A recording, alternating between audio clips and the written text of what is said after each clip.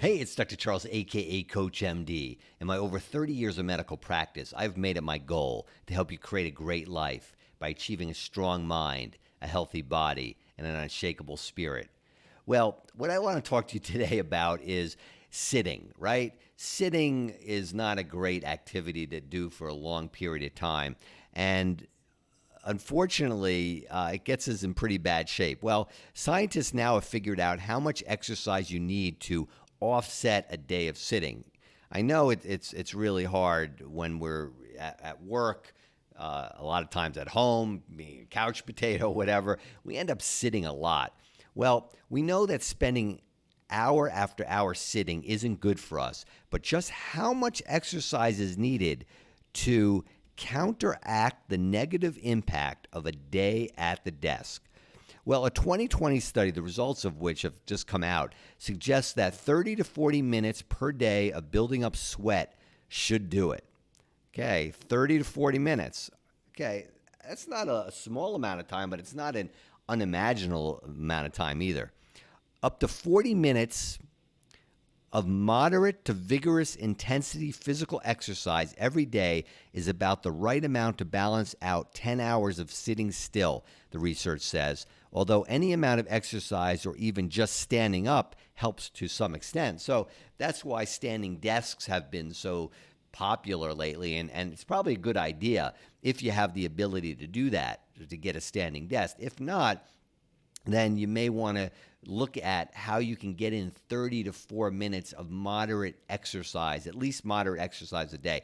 Now, a short stroll at lunchtime is probably not going to do it. It's not bad, but it's probably not going to do it to offset the changes in your body that happen with prolonged sitting.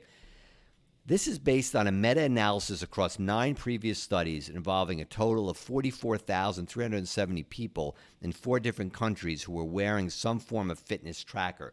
And that's important. You got to measure. You have to have some type of measurable account of what's going on. That's why a fitness tracker is necessary in a study like this. The analysis found that the risk of death among those with a more sedentary lifestyle went up as time spent engaging in moderate to vigorous intensity physical activity went down. Wow. Well, I know the importance of this because I myself am very active, and I love it. Once you get active and start engaging, I know some of you will say, I hate to exercise. But you know what? Once you start doing it and you start slowly, and I wouldn't say jump right into 30 or 40 minutes of moderate to vigorous activity. Start slowly, but as you do it, you start feeling better. You start feeling more vital, more energetic. It's really a great feeling. A change happens, and it can really offset the changes of kind of being a mope, sitting all the time, and being stiff, and it just, I take it from me, it does do make some very positive changes in your whole mind, body, and spirit. In active individuals doing about 30 to 40 minutes of moderate to vigorous intensity physical activity, the association between high sedentary time and risk of death, this is good, is not significantly different from those with low amounts of sedentary time. So you're offsetting it. This is what the researchers wrote in the British Journal of Sports Medicine in 2020.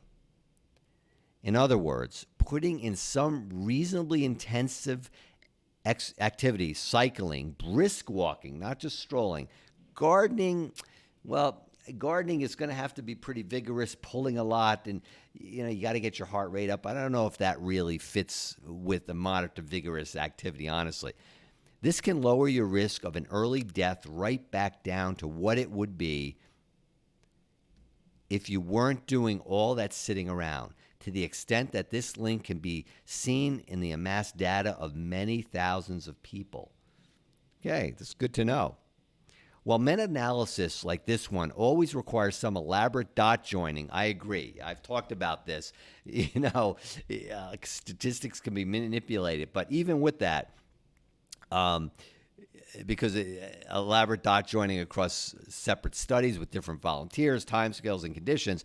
The benefit of this particular piece of research is that this is important, it relied on relatively objective data from wearables, again, those fitness trackers, not data self-reported by the participants. Many studies that we look at, you have to really delve into these studies before you start implementing the findings, because a lot of them do rely on self-reported activities, a lot of food dieting studies.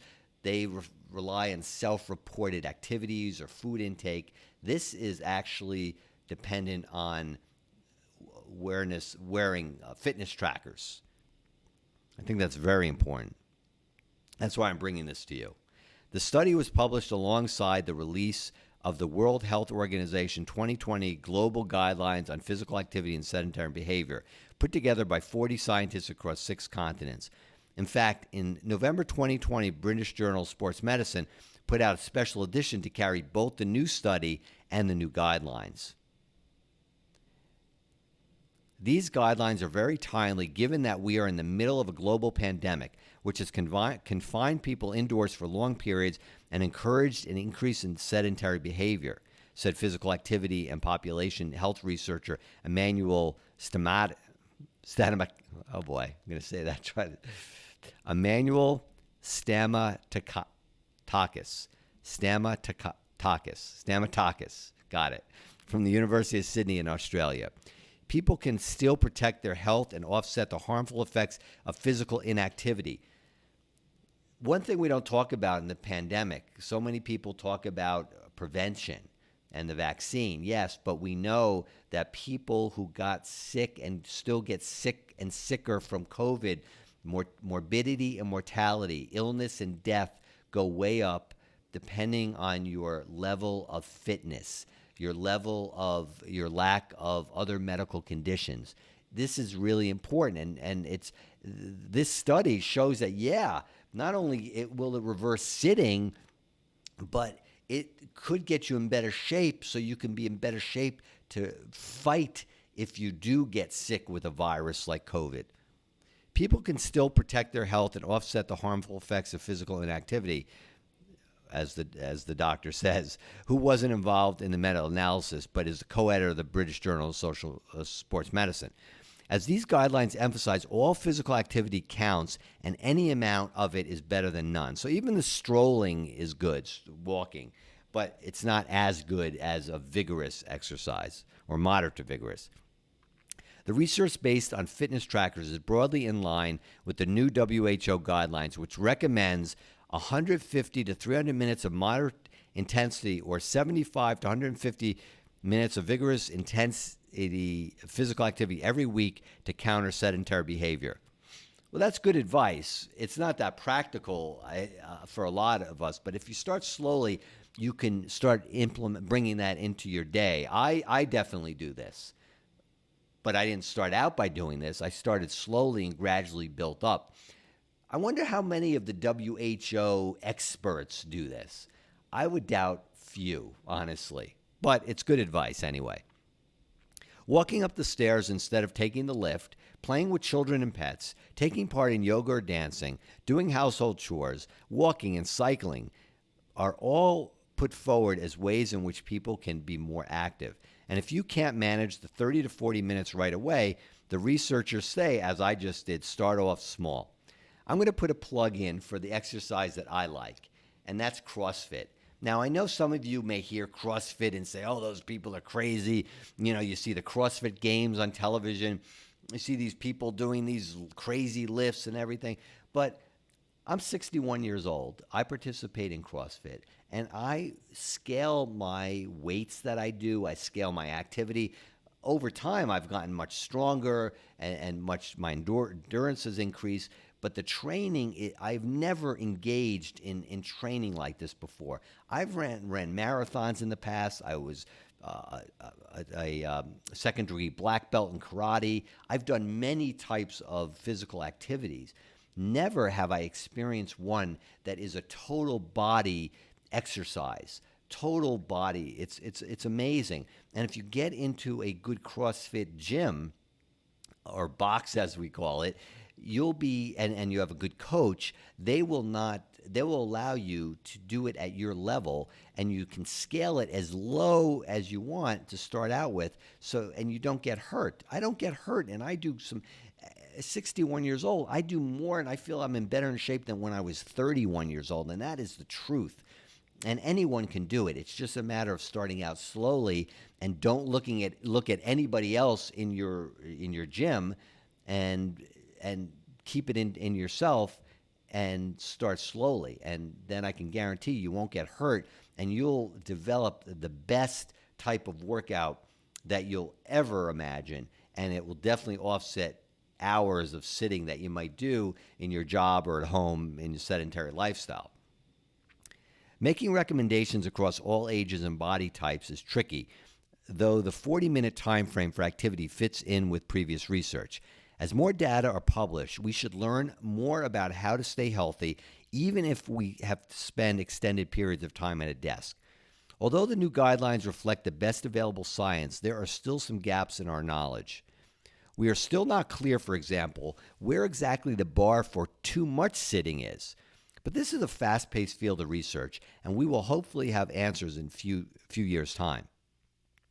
This research was published here, and the WHO guidelines here. These are the hyperlinks. I'll attach the study in the description of this video below. So let me know what you think. I think this is a really important topic to cover, especially since we sit so much.